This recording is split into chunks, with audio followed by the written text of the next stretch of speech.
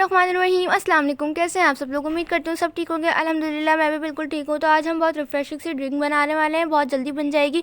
छोटी सी वीडियो है, एंड तक को वॉच कीजिएगा आप लोग। और चले आइए इसको बनाना स्टार्ट करते हैं। बहुत ही कम इंग्रेडिएंट्स से हैं, आप लोग बिगनर्स भी बना सकते हैं इसको। तो हमने सबसे पहले लिए हैं हाफ़ kg फालसे, और हमने इसको डाल दिया है जूसर के अंदर। अब हम इसके अंदर डालेंगे शुगर।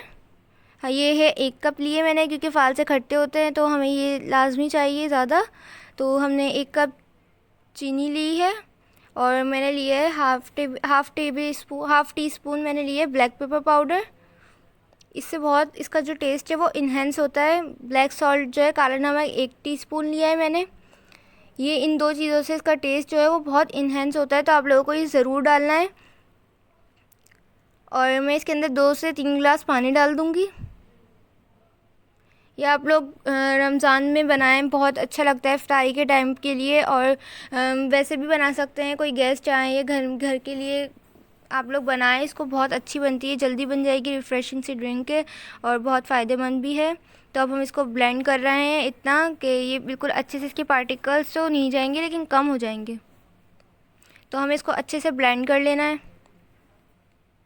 छोटी सी वीडियो एंड तक आप लोगों को वॉच करना है।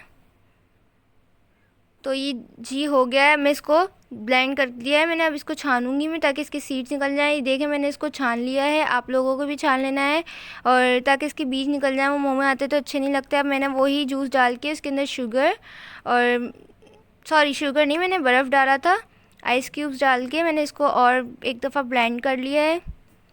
लीजिए, अब हम इसको सर्व करने का टाइम आ गया है। अब मैं इसको सर्व कर रही हूँ। पहले आइस क्यूब आपकी मर्ज़ी, अगर आपको पसंद है तो डाल दीजिएगा। दोनों ग्लास में हम अच्छे से डाल देंगे।